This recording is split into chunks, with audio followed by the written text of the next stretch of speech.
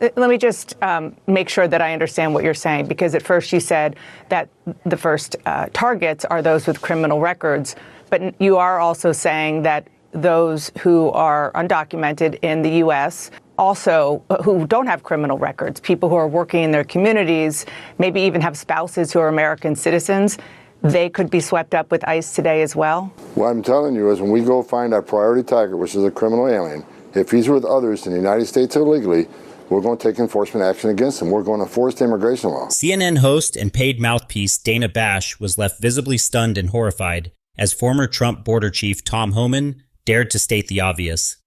Illegal immigrants can be deported without committing further crimes. Homan didn't hold back, leaving Bash in disbelief as he calmly reminded her that enforcing the law is, in fact, his job.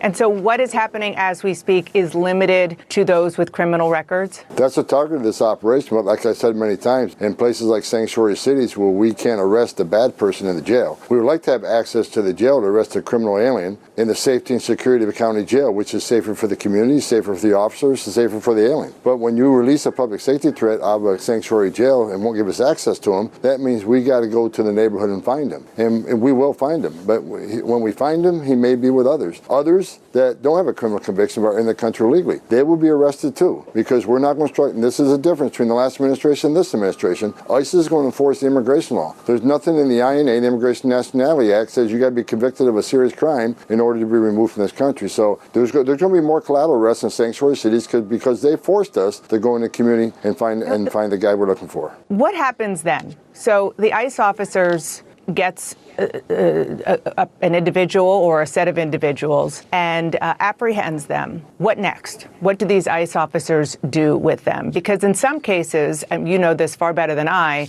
they haven't been deported in the past because their country of origin won't take them. CNN host and paid mouthpiece Dana Bash was left visibly stunned and horrified as former Trump border chief Tom Homan dared to state the obvious. Illegal immigrants can be deported without committing further crimes. Homan didn't hold back, leaving Bash in disbelief as he calmly reminded her that enforcing the law is, in fact, his job.